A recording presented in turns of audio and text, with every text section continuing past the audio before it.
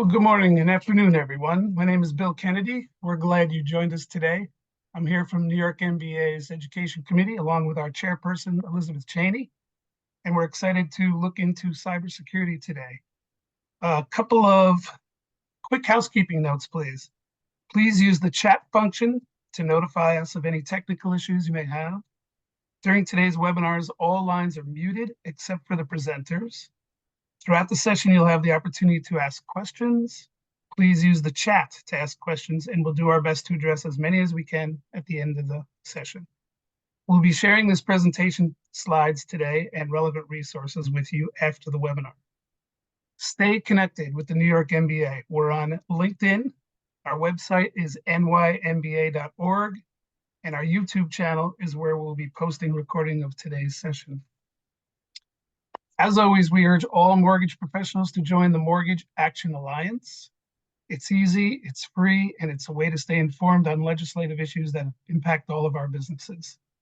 However, at this time, I'm happy to introduce our guest speakers today.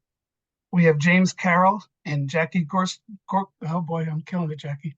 Jackie Goralczyk, and we went over how to say her last name, and I've known her a while, but I apologize, everybody.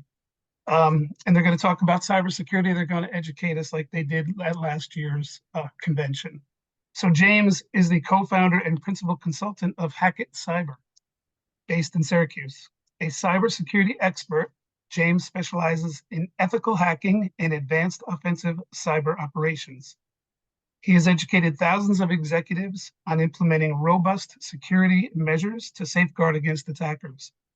Jackie is a partner and co-founder of DeAngelis and her last name. Jackie helps clients navigate complex data privacy and cybersecurity regulatory requirements. She has taught data privacy and cybersecurity at Albany Law. She's on the board of directors here at the New York MBA. She's also serves on the board of the New York NY MBA, the NENY MBA, I'm sorry, the Albany MBA. They were both great at our convention, as I said earlier, and I'm happy to bring them to the stage now to share their expertise with us. Please take it away. Awesome, Bill. Thanks for having us. Thanks, Bill. Just because I know we do have a couple people actually out there listening right now, I want to say that Bill's rendition of my last name, I did give him several variations that he could possibly use, and that one wasn't even close to in the mix. So, but you know, whatever we want to do. So as Bill said, I am a partner and founding member of DeAngelis Goralczyk LLC. We do data privacy and cybersecurity in conjunction also with our real estate and trust and estates practice. So we're super excited to be here today. I am also the chair of the technology committee for the MBA. So this webinar today is a kickoff of cybersecurity topics that we are going to bring you throughout the year. This webinar today is in conjunction with the education committee, but going forward, starting in April, we're going to have a once a month webinar, about 30 minutes, not going to take a ton of your time, but hitting on the hot topics in the mortgage industry from cybersecurity technology and AI. So this is our kickoff event, and thank you all for being here. James, why don't you give a little background? You are a tech expert, but you are also, you guys do a lot more than that. So why don't you tell us a little bit about Hackett? Awesome. Sure. Yeah. So I'm James Carroll. I'm the founder of Hackett Cyber. We're a Syracuse-based offensive security firm. So what we specialize in is ethical hacking, penetration testing, social engineering. I would say anything really nerdy that involves cybersecurity, that's exactly what we do. So we essentially, for a lot of our customers, is we hack them before they get hacked. So a lot of times it's a compliance requirement. A lot of times just, hey, we want to see our vulnerabilities. We want to see what an attacker could do before they actually do it. That's where they bring us in to perform those services for them. But yeah, super happy to be here. I know we had a lot of fun in the fall, so looking forward to this webinar as well.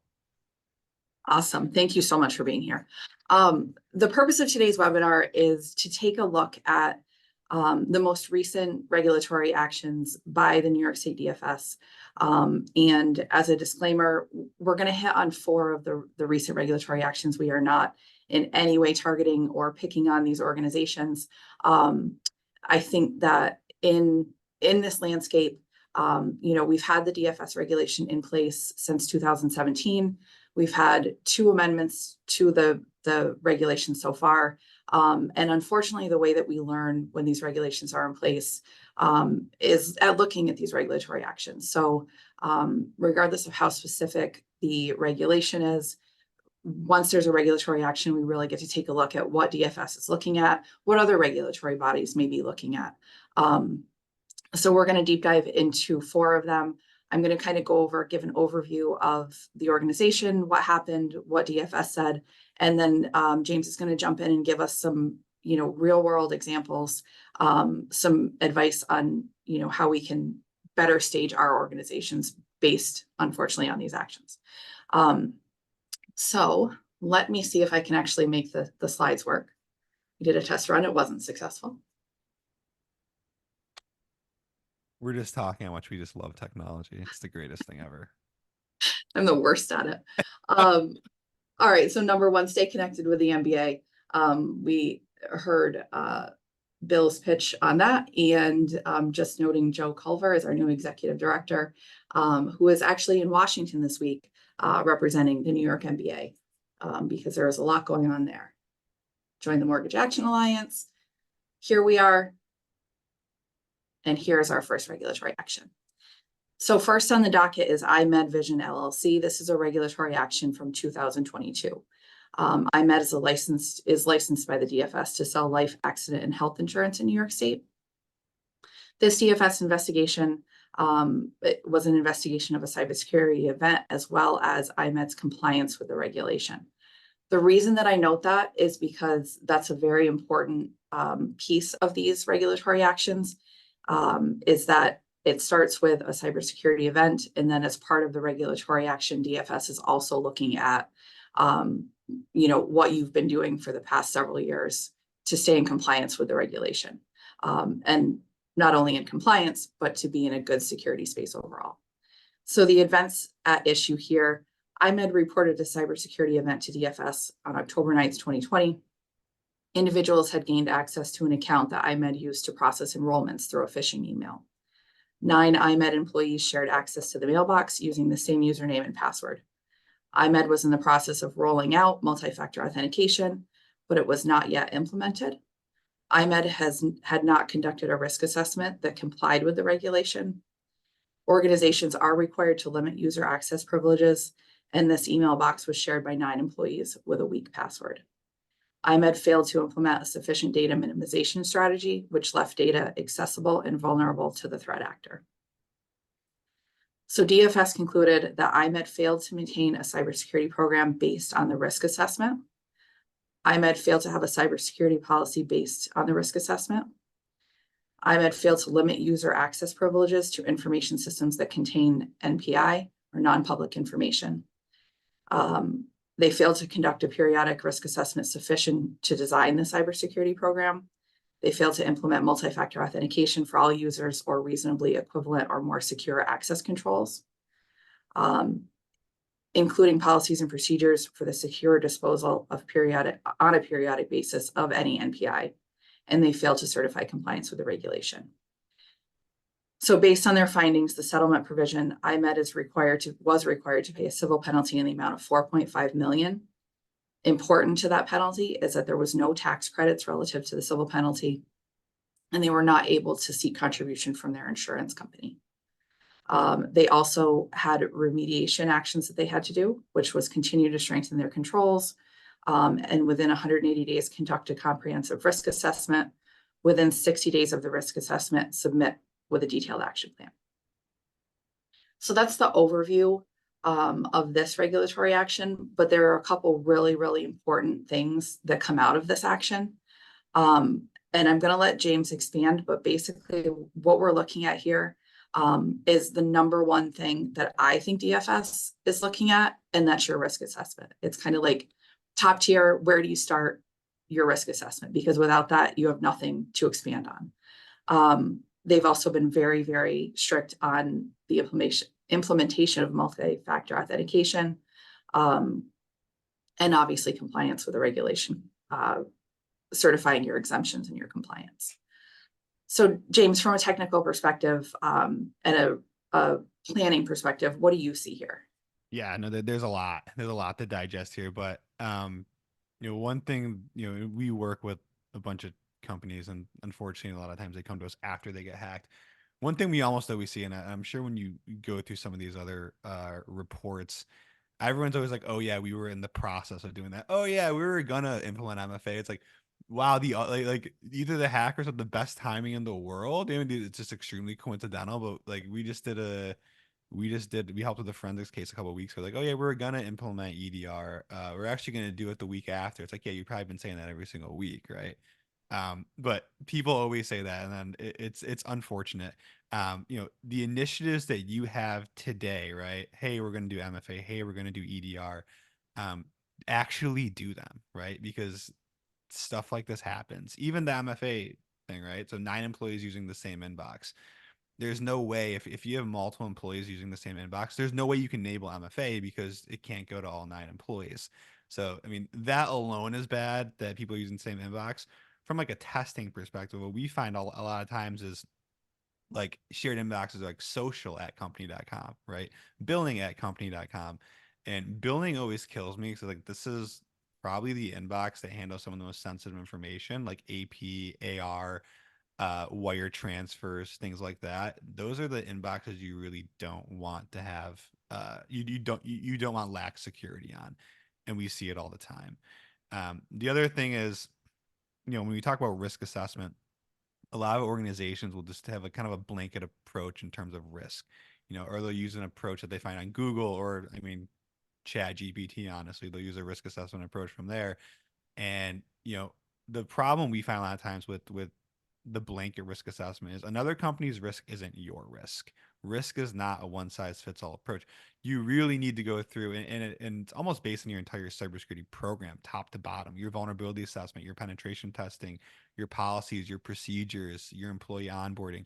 What is your true risk and what matters to your company? IMED's a huge company. I'm sure the risk assessment is not a short process. Unfortunately, when you deal with these bigger companies, the risk assessment involves a lot of stakeholders, it involves a lot of meetings. It's occasionally things that organizations don't use the most, granular, verbose approach to. But it's something that needs to be done. I think this is a great example of that. They say, hey, we're using the shared inbox. We're going to roll out MFA, but we didn't do that yet. We didn't really have a complete risk assessment done. In terms of the settlement provision of the actual action that DFS took, it's unfortunate. People get hacked, it sucks. I think the fines and everything that occurred here is a good rule, right? It's a good action that's taken to really prove a point of like, hey, we're not messing around, and we will take action, and we will have civil penalties when our requirements are not followed. We see a lot like there's compliance requirements that organizations take, and we see a lot, especially in insurance questionnaires, where people are like, hey, you need to do X, Y, and Z, and they just check the box yes for everything, throw it in, and hope nothing happens. And then you see things happen. It's like, well, now their insurance provider isn't going to cover it, or they weren't in compliance. And then that's when you get into these bigger problems like we see here. So take the requirements and take them seriously. And if you're not comfortable with implementing multi-factor or doing a risk assessment or assessing your vulnerabilities, that's when you really need to work with a third party to help you understand that and help you implement those items. I completely agree. And I mean, what we saw with the amendment to the new regulation, the new amendment, is that DFS is really looking at for those larger companies, specifically the Class A companies that are a new segment of the regulation, is that they want that outside assessment. I mean, if you have the internal resources, it's possible, but I think they are looking for that third party assessment now.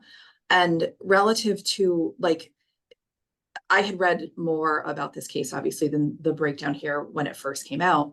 And one of the things that was really important, as you mentioned, was the shared mailbox. And I think that goes back to having those conversations with your MSP, having those conversations with upper management internally, and looking at what you're trying to accomplish within your organization. So if you're looking to streamline and have like the social at XYZ organization or whatever it is, there's potentially a way to do it. I mean, you can have it set up as a box that other folks have access to, but not necessarily an inbox that has shared credentials. So that each individual person has their own credentials with MFA set up. So there's ways, I believe, to kind of get around those things. But when we kind of do the cookie cutter, hey, we want a shared inbox, and we're not explaining to the MSP what we're trying to accomplish, I think that becomes a problem. Oh, for sure. Yeah. And you can even do like a distribution group, right? So if it goes to it, it'll go to individual inboxes, but you can still get everyone's eyes on whatever email needs to be seen. And like, we've heard people say, oh, we don't want to increase our O365 license. I mean, maybe, but when you look at IMED, who has Yeah. thousands of employees, I'm sure the extra $10 a month probably wasn't going to kill them. So it was, No. there was probably other factors involved there. The other thing is, you brought up a really good point, like bringing in that third party. I always equate this to doing your own taxes, right? I mean, I used to use TurboTax forever. People cheat on their own taxes. That's just the reality of it. That's why you bring in a third party to make sure, hey, is what I'm doing kosher? Is the IRS going to come? Am I going to go to jail or prison because I, claimed my house as a place of worship and now I don't have to pay taxes anymore? Those are all great things to figure out. And it's really no different from a cybersecurity perspective.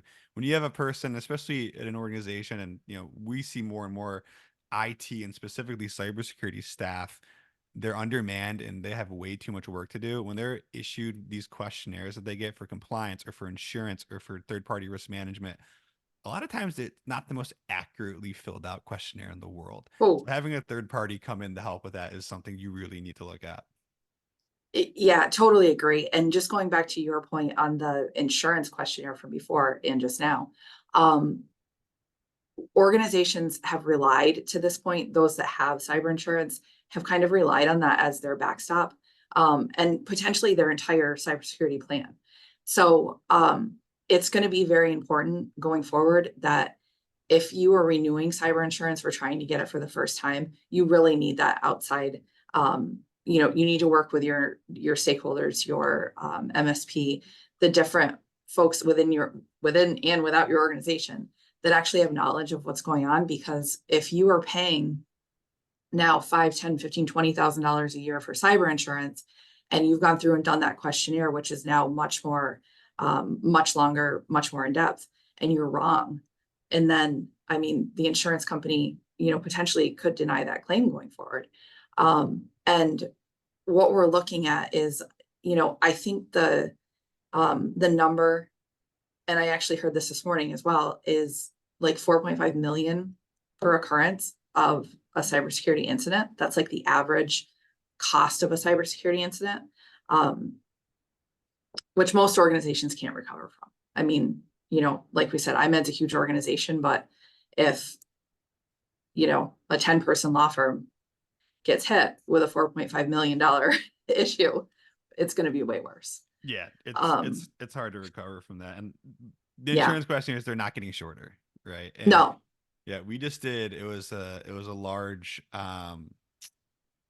like sewage treatment company, and they worked for a municipality, and they got hit with ransomware. And on their insurance questionnaire, there was like, do you have EDR? Do you have 2FA? Do you have all this stuff? And they answered yes and everything. And when it happened, it was BEC, business email compromise, very similar to this, no 2FA, and the insurance company denied the claim. So it was I think it was 8-base ransomware, which is they're a very active group right now, and they do the double ransom. So they go in, they take your data, and then they lock your machines up. So it's like $1 million to get your data back, then $1 million so that they don't publish your data on their website.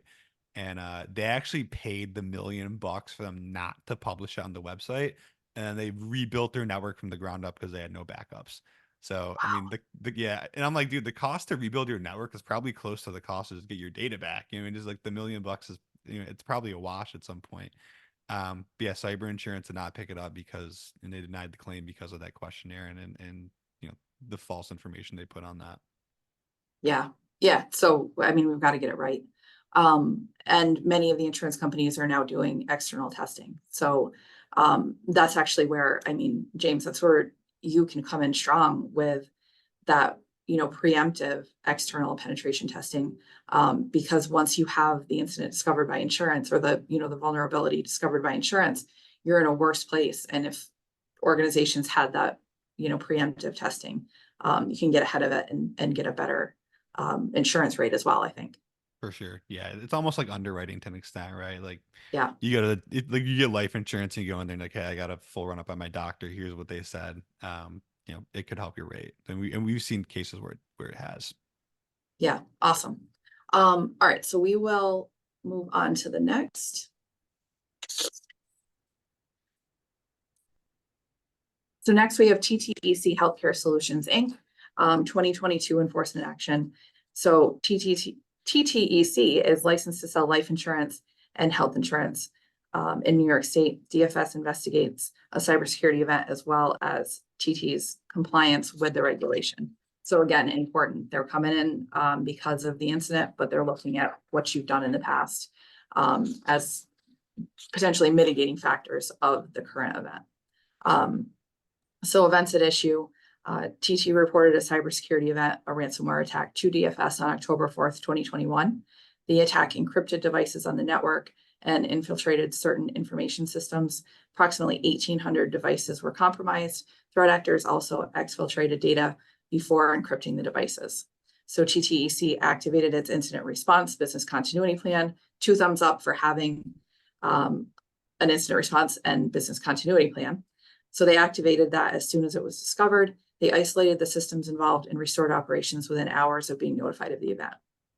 Investigations concluded that the threat actor compromised the network through a phishing email in March of 2021. At the time, TTEC did not have adequate MFA in place, and as a result, the threat actor was able to export an admin security certificate. At the time of the attack, TTEC only kept audit trails for 90 days, which was not sufficient to effectively assist TTEC in detecting and responding when the threat actors gained access. TTEC failed to certify compliance for 2018 and 2019 and certified in 2020, but did not have MFA in place. So DFS concluded that TTEC did not have MFA fully implemented for all users in the US and did not have a reasonably equivalent or more secure access control approved or in writing by the company CISO. TTEC failed to maintain for the required 3-year period audit trails designed to detect and respond to cybersecurity events, and TTEC improperly certified compliance. So their settlement was $1.9 million without offset for tax deductions or insurance, and the remediation was continued to strengthen controls. They needed a cyber maturity and maturity assessment within 120 days of the consent order. They had to report to the DFS within 90 days of the CMA any steps it would take or taken to address recommendations contained in the CMA, conduct an MFA audit within 120 days, audit trail implementation within 120 days, and implement an information security dashboard within 180 days. So for me, there is so much here. And it's so much that what they've been looking at over the last couple of years, and then how we saw the regulation evolve with this amendment. And specifically why I say that is because in the remediation, the information security dashboard within 120 days. So in the new regulation, DFS has really taken a strong stance that upper management, business owners have to take a more active role in cybersecurity. And I think that was, we were kind of seeing that there. But we also saw some of the things that we saw in IMED as well. So James, if you want to hit those. Yeah, this is just based off the events at issue. I mean, they got hit hard, right? 1,800 devices compromised. The thing that like really scares me when you look at these types of events was it says there's admin creds that were compromised, and when you have like Active Directory AD domain admin creds that were compromised, you really don't know what happened. There's so many, what we're doing now, and really when we're from a testing standpoint, is for the most part, a lot of organizations have patching really well done. Where they fall short is Active Directory. And from a persistence standpoint, from an attacker's ability to stay in that network, there's a lot of things within AD that can be done, like schedule tasks across the domain and logon scripts that allows that attacker to maintain persistence.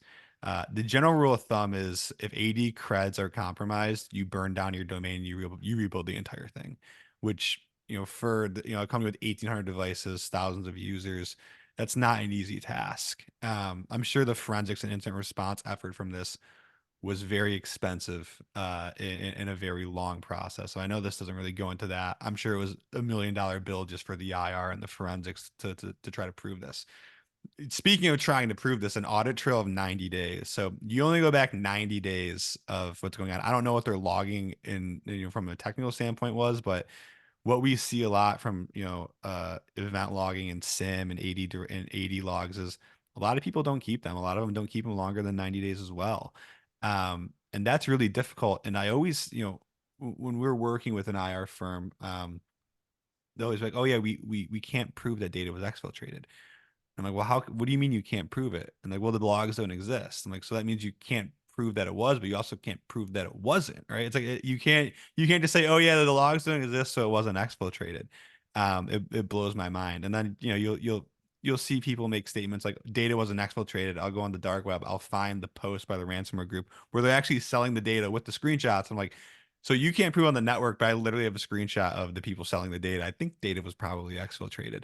So there's just like a big breakdown in terms of like what the method, kind of what the terminology is, right? And like how you prove things. The breaches are always bigger than they seem. This one looks bad. And we talked on the IMS side about ransomware. The double extortion is big right now. The million to unlock the data, the million so they don't post your data. And the common denominator between TTC and IMED is MFA. MFA not being implemented.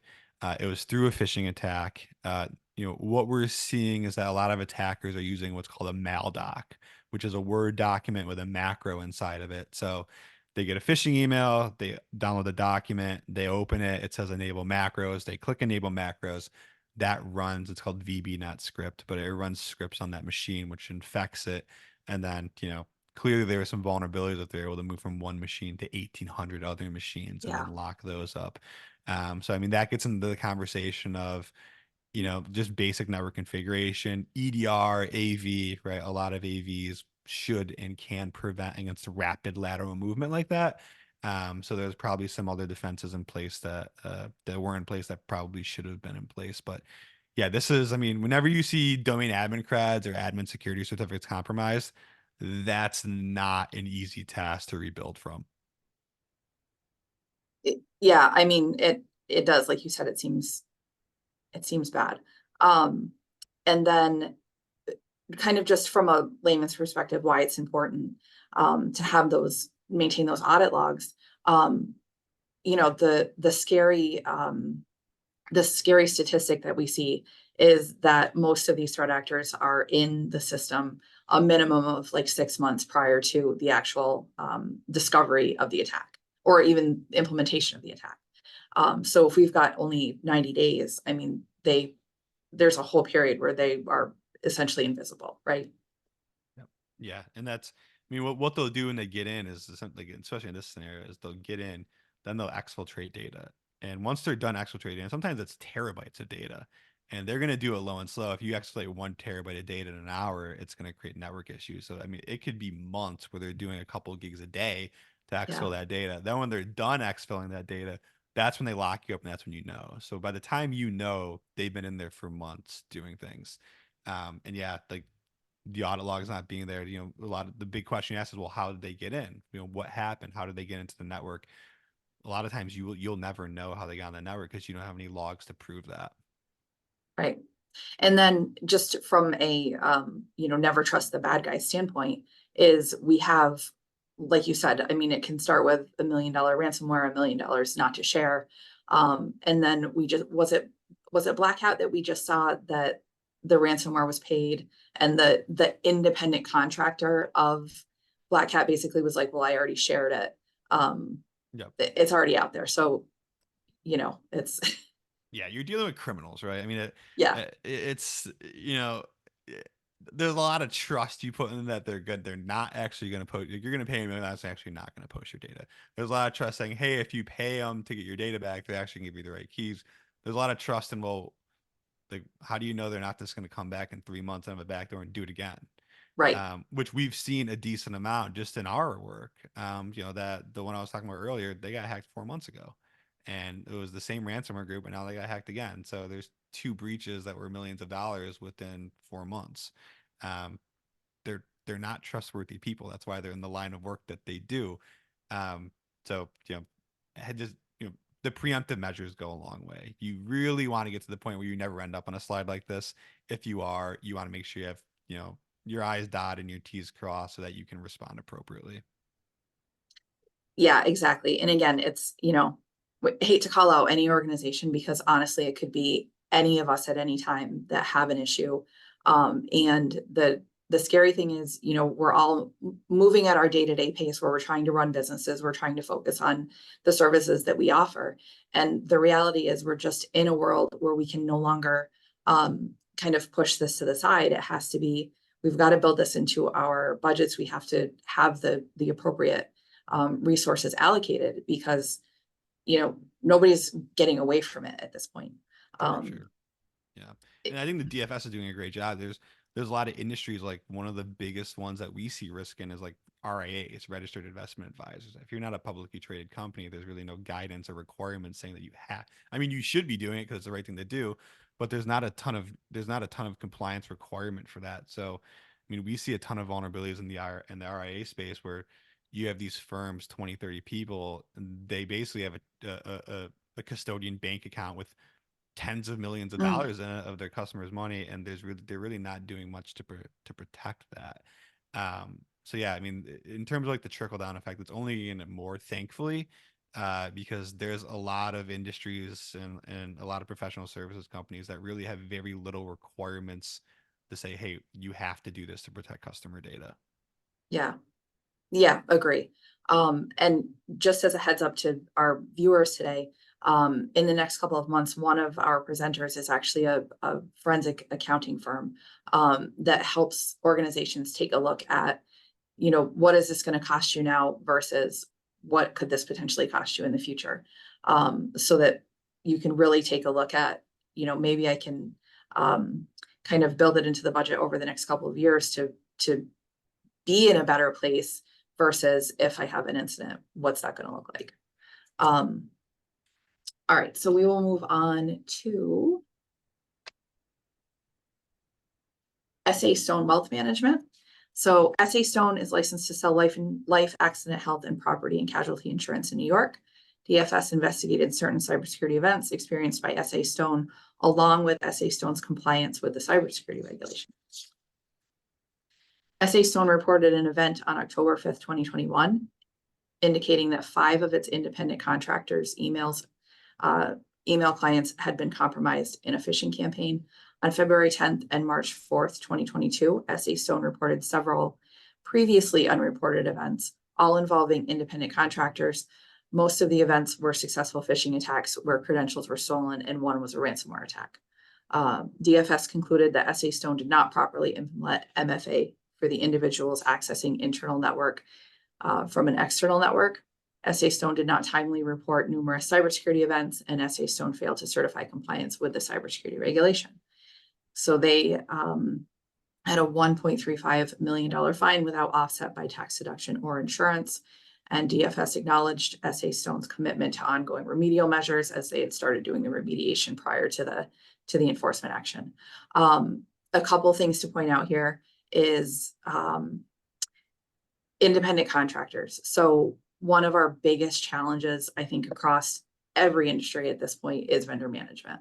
I think from a risk perspective, vendor management is one of the things that organizations have maybe been looking at the longest, potentially, but it's still really, really hard to regulate your vendors. And that's what we're seeing across the board. So that's one of the biggest things. I know that the amendments to the regulation dealt with that a little bit more. And then also the previously unreported events. So there is a 72-hour time frame that events have to be reported to DFS. And they're obviously taking that very seriously. That, that's coming out of these enforcement actions where people were not reporting timely. And then again, the $1.35 million fine without offset by tax deduction or insurance. So if you've got this loss that you're not able to offset in any way, it actually feels greater than what it is. But what do you see here, James? Yeah, I mean, in our experience, there's, third-party risk management, there's, vendor management, and then there's independent contractors. And independent contractors are somewhat frightening. Yeah. A lot, and we've worked as independent contractors when we were first starting out for different firms. One thing that we noticed then, and we still notice now, is a lot of organizations, they don't pay for the same security measures they do from a corporate perspective for their independent contractors. So a lot of times, hey, we route everyone through Okta. It requires 2FA, it requires a duo code, but the independent contractors are either on a separate domain because they want that separation, and there's less security measures on that separate domain or on their email accounts or on their VPN accounts. The other thing is, a lot of times it's BYOD, so they don't own that independent contractor's computer. So you don't know what they're doing on that computer. And yeah, they're definitely have customer data. They definitely have sensitive data, PII, PHI on that computer, but you don't own it. So we've seen some issues there where they don't have EDR, right? Their laptop gets stolen. They lose their laptop. Their password's really weak. There is no password on their laptop. So what are you doing to make sure that your independent contractor's computer is as secure and really has as much care as your actual employees and computers?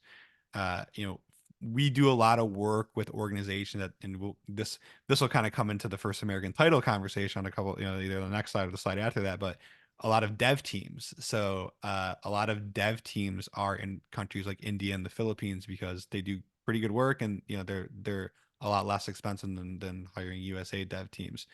We've seen a lot of issues where these dev teams' computers were compromised, or the devs would go rogue and they'd start doing some weird stuff on the application. And there's not much control that employer is having over that independent contractor's machine and their account. So we've seen websites get hacked because the dev guy was also doing work for a Bitcoin company, and he got phished from the Bitcoin company. Computer was compromised. Now it hacked every website or web application he's ever worked on. So make sure that you treat your independent contractors as your own employees, because they have all of the data that your employees could have, and they have access. O365 and SharePoint's a big thing. So we've seen a lot of contractors where organizations will add them to SharePoint, but they won't have any groups or granular rules to make sure they can only access the data they're supposed to access. So you have a marketing freelancer that has access to all of your HR data because there's really no roles, right? There's no role-based access control. So get granular roles, especially on cloud accounts, to ensure that only certain departments and only certain contractors, they only have access to the data they need access to. Right. And I mean, that goes back to the open line of communication when you're setting these things up and really explaining, instead of just sending the email, I need an email address for, XYZ, explaining to your internal or external MSP or, whoever is in charge of creating those things, that they're not an actual internal employee, and that this is what they should have access to, or not have access to, instead of just making it the generic request, to get things up and running. Yeah. And a lot of that is like communication with MSPs. So like we've seen a lot of times where like, hey, create this account for this user. Here's his phone number. Here's his personal email. Yeah. But you don't communicate like what their role in that company is, right? Hey, are they a contractor? Are they an intern? Are they a temp? And then when things like this happen, it's just a finger pointing battle. Well, I told you to create it, and you should have known this, and you should have known this. If you have external IT, make sure you communicate with them and you tell them like what that person's role is, or maybe they're just a seasonal temp. Let them know that so they can put the proper measures in place to make sure that their account's deleted properly, or they only have access to the things they need access to do their job. Right. Absolutely. All right. I know we're getting close to time here, so I'm going to hit on First American. So First American is, we're going to look at the regulation or the enforcement action from 2023, but as we all know, they've had a rough couple of years. So First American is licensed by DFS to sell title insurance in New York State.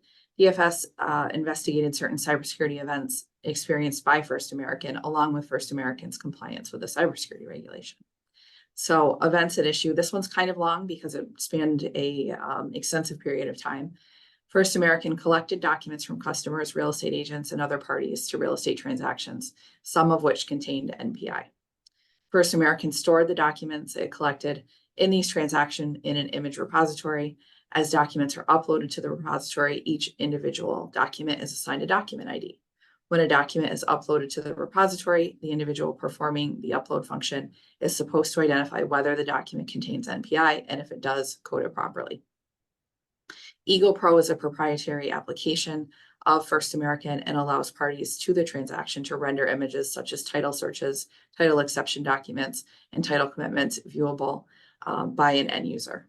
In 2014, they developed a function to allow employees to create hyperlinks to documents and email them. The link provided access to title-related documents to anyone with a link without login or authentication credentials until May 24th, 2019. Users were instructed not to transmit NPI through these links, but there were no technical controls in place to prevent users from transmitting documents containing NPI. On May 24th, 2019, a cybersecurity journalist, and I want to put a little caveat here, he's not just a cybersecurity journalist. Brian Krebs is a very well-known cybersecurity journalist in the industry, and very well known for finding these vulnerabilities within organizations and bringing them to light. So it's not like somebody random at the New York Times found this and exposed First American. A cybersecurity journalist published an article concerning the existence of a vulnerability in Eagle Pro, which, according to the journalist, exposed 885 million documents dating back to 2003. The journalist alleged he was personally able to view documents containing NPI and was able to replace document IDs with other numbers and see those documents. Following communication with the journalist and prior to publishing the article, First American shut down external access to Eagle Pro and disabled all previously generated links. On May 27th, 2019, First American notified DFS and provided an incident update to customers. It gets a little worse because DFS learned that First American had discovered the vulnerability associated with Eagle Pro in 2018 prior to the journalist's publication as part of a routine penetration testing. Those results were shared with First American's vulnerability remediation management team and application security team. The cyber defense team had expressed in its findings that the vulnerability should be addressed as soon as possible. No further investigation or review by senior management was conducted by First American prior to the cybersecurity journalist publication on May 24th, 2019. So DFS concluded that First American failed to adequately maintain and implement effective cybersecurity policy related to access controls, and based on risk assessment, First American failed to implement access controls sufficient to prevent unauthorized users to gain access to NPI through Eagle Pro. There was $1 million settlement without offset by tax deduction or insurance, and First American submitted to DFS an approved remediation overview and compliance summary, which detailed the remedial steps by First American to address the violation identified in the consent order and the enhancements First American had made to its cybersecurity program since the cybersecurity event. James, thoughts? Yeah, so this one's a wild card, right? And Yeah. a lot of times we talk about phishing and social engineering for initial access. This was a hack on a web application. And if you know what a web application, it's essentially a website. And this goes back to the dev team, and this goes back to overall risk management. What we see a lot of times is there's a lot of stress on social engineering and employee awareness, which are all very important, but you really need to look at your perimeter network as well. And when we look at the vulnerabilities in a perimeter network, it's normally within what we call these custom developed applications. Well, I always stress to a lot of our customers like, hey, we're thinking about making an application that does loan transfer. I'm like, well, why don't you just buy a COTS? And that stands for commercial off-the-shelf software. So I go to like an actual vendor that makes software for a living, and they have a dev team and license the software. People like making their own because they want features. Maybe it's cheaper in the long run to make their own and maintain it than it is to license software. If you're ever looking for, man, I want a CRM, or, man, I want this app, I highly suggest looking at a COTS, a commercial software, instead of making your own, because when you do that, there's issues like this that pop up. And these are bad. And the number one growing service offering that we have is web application vulnerability and pen testing, is doing what the pen test team did for this firm, and finding these vulnerabilities. Because let's face it, things are going off of your desktop and they're going into the cloud, and they're going into AWS, and they're going into Azure. And we're seeing that with that shift, there's a lot of vulnerabilities that are there. There's tons of customer documents now being stored in a database that's accessible through a web login. And when vulnerabilities occur on that, it's a big deal. I don't know if you guys saw, there was a couple weeks ago, the big ConnectWise breach, right? ConnectWise had a huge security vulnerability. That's a software that IT companies and MSPs use to manage computers. It was a vulnerability where if you just use the URL bar and do slash, file.php, you can bypass every security mechanism that they've created to get the admin panel of it. And those are the kind of vulnerabilities that open up within websites and web applications. Yeah, I mean, I do. I understand why people do it. Like you said, sometimes it's nice to have that ability to customize. It's nice to, you know, have that kind of proprietary, from a marketing perspective, this is what sets us apart. We have this proprietary software. It's going to be great, but you have those issues then. And, kind of as a pat on First American's back is that they were doing some of the things that are really important as far as, like you said, the pen testing. They were doing pen testing, but where organizations fall short is they had those recommendations and then they didn't move them forward. And then, we can relate this back to the Target breach. We can relate the last one back to the Target breach. And these are kind of like lessons learned, across many, many years. When we look back at Target, who had the independent contractor who opened the door in their system, they also had FireEye that they didn't respond to the alerts. You have this information in front of you. Firm. Like they're a big time firm. Yeah. Yeah. I mean, so when you have the ability to have the information, but then you don't move it forward, we're going to continue to see the same types of things, but worse. Sure. Yeah. Before Jackie, there's people in chat that says to advance the slide. Oh. Yeah, you're good. But yeah, I mean, and when we work with a bigger company and we work with like a lot of large insurance companies, from a pen test standpoint, like the team we're working with is significantly different than a small team. And a lot of times it comes down to application owners. So like there's the app owners, there's the dev team, there's the tech team, and then there's the security team. And then there's the risk team. And you might be doing the test, might be the risk team running the test, right? They're doing a risk management profile. They want to see what the application vulnerabilities are. So we'll do the test. We communicated to them. When you have 5,000 employees to track down the person that owns the application and track down the person who's on the development team, it could take months to do that. Whereas if you're working with a 50 employee company, they're on the call, you do it immediately. So the timeline is just, it's a lot longer. And I could see how these risks were presented. They're trying to track down the owner, they're trying to track down the developers, and it just never gets fixed and it falls through the cracks. So from like an internal standpoint, if you have a large staff like that, make sure there's communication, make sure that the app owner and the dev team is involved in that pen test process, because they're going to be the ones fixing it and they're going to have questions. And there's been times where we've done a web application pen test and it'd be a year and a half later and the person's reaching out, hey, we just fixed this, can you do a retest? I'm like, I don't even remember who this person is. I'm like, what? So I know you. Yeah, I'm like, is this spam? Like, what are you talking about? Like, oh no, you tested, this application a year and a half ago. I'm like, you took you a year and a half to fix a critical risk vulnerability. Like, I don't know what your SLA is, but it's probably not okay.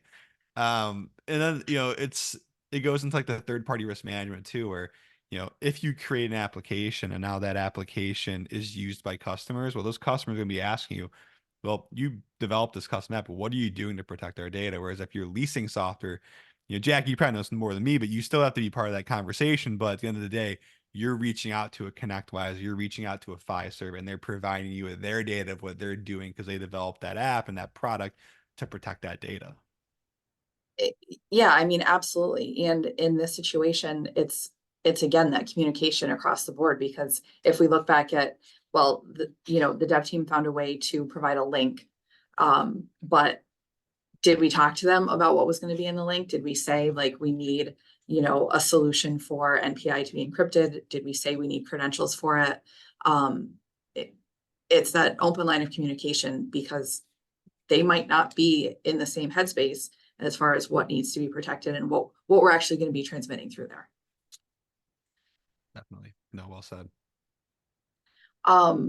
So we have 10 minutes left. Are there any questions? Hello again, everybody. I don't see any other further in the chat, but James, do you want to comment on Todd Keller's note that he had earlier? Oh, Yeah, no, he put a great note in there. So we were talking about O365 mailboxes, and he noted that the shared mailbox feature in O365 doesn't charge you a license, but allows for permissions for each individual for MFA.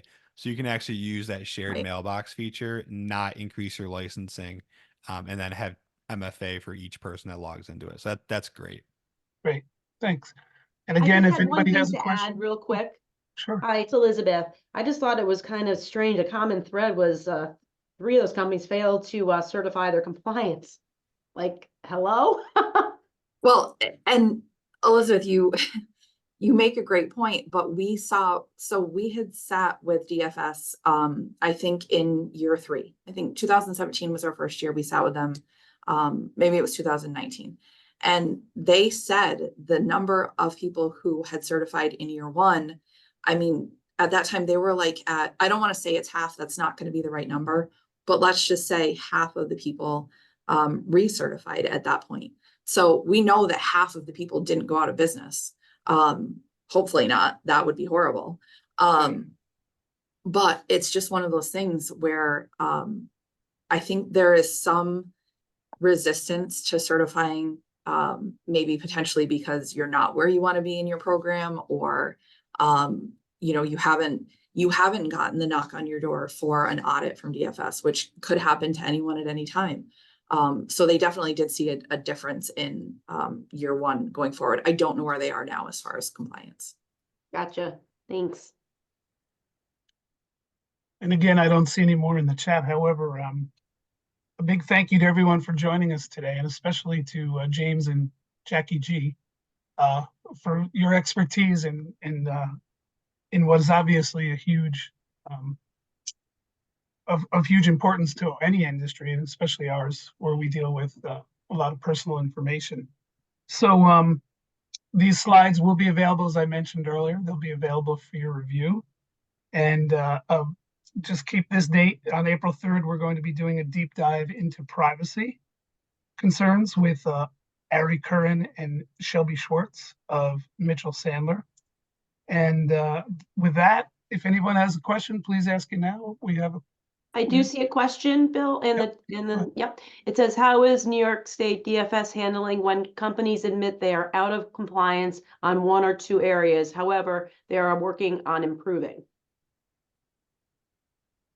So I don't have 100% accurate answer on that. I know that in each of these enforcement actions, DFS potentially, you know, gave credit or gave, you know, they looked more favorably on the organization when they were trying to make improvements, as opposed to if they had just not certified and were doing nothing. So they definitely do give credit and are sensitive to that fact, I think. I don't know 100%, you know, if there's like a cutoff of, well, I wasn't compliant in one spot. We do know that based on the new amendments to the regulation, there is a portion where you're saying, you know, giving a narrative if you are not compliant under a certain portion. So they're concerned about it. I don't know what it's going to look like from an enforcement standpoint. Thank you. Sure. right. Well, great. Well, thanks again to you both. Great information, and you two are experts, so we appreciate it. And thank you, everybody, for joining, and be with us next time. Yes, Have a thank great you, day. everyone. Thanks, everyone. Take care.